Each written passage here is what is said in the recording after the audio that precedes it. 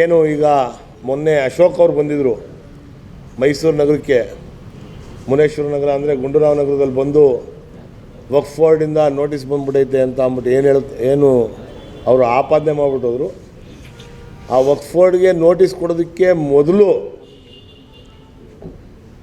ಹೆಜ್ಜೆ ಹಾಕಿದ್ದೆ ಭಾರತೀಯ ಜನತಾ ಪಕ್ಷದ ಸರ್ಕಾರ ಅಂತ ಹೇಳೋದಕ್ಕೆ ನಾನು ಇಷ್ಟಪಡ್ತೀನಿ. 2020ನೇ ಇಸ್ವಿಲಿ ಅವರು ಎಲ್ಲ ಪ್ರೊಸೀಡಿಂಗ್ಸ್ನು ಮಾಡಿ 2023ನೇ ಇಸ್ವಿಲಿ ಅವರು ನೋಟಿಸ್ನ ಕೊಟ್ಟಿರುವಂಥದ್ದು.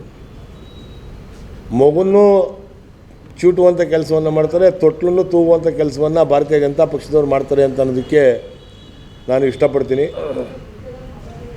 ಅವರು ಅಶೋಕ್ ಅವರು ಈ ರಾಜ್ಯದ ಮಹಾನ್ ನಾಯಕರು ಅಂತ ಅಂದ್ಕೊಂಡ್ಬಿಟ್ಟವ್ರೆ.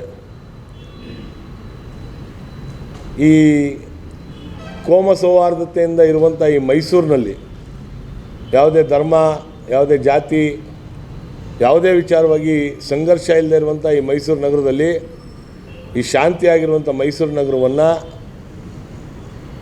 ಶಾಂತಿಯನ್ನು ಹದಗೆಡಿಸಿ ಪ್ರಕ್ಷುಬ್ಧ ವಾತಾವರಣವನ್ನು ತರೋದಕ್ಕೆ ಪ್ರಯತ್ನ ಮಾಡ್ತಾಯಿದ್ದಾರೆ. ಅದಕ್ಕೆ ನಮ್ಮ ಪಕ್ಷದ ಎಲ್ಲರ ವಿರೋಧ ಐತೆ ಅಂತ ಹೇಳೋದಕ್ಕೆ ನಾನು ಇಷ್ಟಪಡ್ತೀನಿ.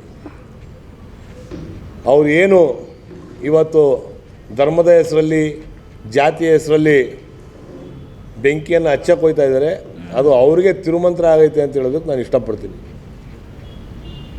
ಈಗ ಅವರ ಪಕ್ಷದಲ್ಲಿ ಬೀದಿ ಹಾದಿಯಲ್ಲಿ ಜಗಳ ಮಾಡ್ಕೊಂಡು ಒಬ್ರಿಗೊಬ್ಬರು ವಿರೋಧವಾದಂಥ ಹೇಳಿಕೆ ಕೊಟ್ಕೊಂಡು ಅವ್ರ ಪಕ್ಷದ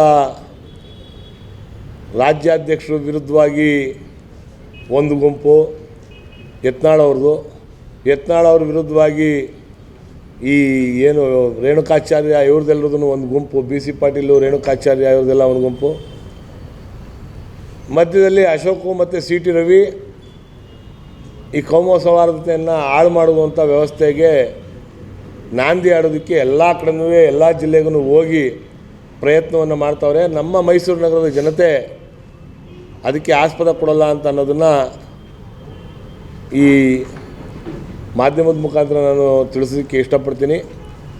ಅದನ್ನು ಅವರು ಈ ಕ್ಷಣದಲ್ಲೇ ನಿಲ್ಲಿಸಬೇಕು. ಇಲ್ಲ ಅಂತಂದರೆ ಅದ್ರ ವಿರುದ್ಧವಾಗಿ ನಾವು ಉಗ್ರವಾದಂಥ ಹೋರಾಟವನ್ನು ಮಾಡುವಂಥ ಕೆಲಸವನ್ನು ಕಾಂಗ್ರೆಸ್ ಪಕ್ಷದ ವತಿಯಿಂದ ನಾವು ಮೈಸೂರು ನಗರದಲ್ಲಿ ಮಾಡ್ತೀವಿ ಅಂತ ಈ ಮೂಲಕ ಅವರಿಗೆ ಎಚ್ಚರಿಕೆಯನ್ನು ಕೊಡೋದಕ್ಕೆ ನಾನು ಇಷ್ಟಪಡ್ತೀನಿ.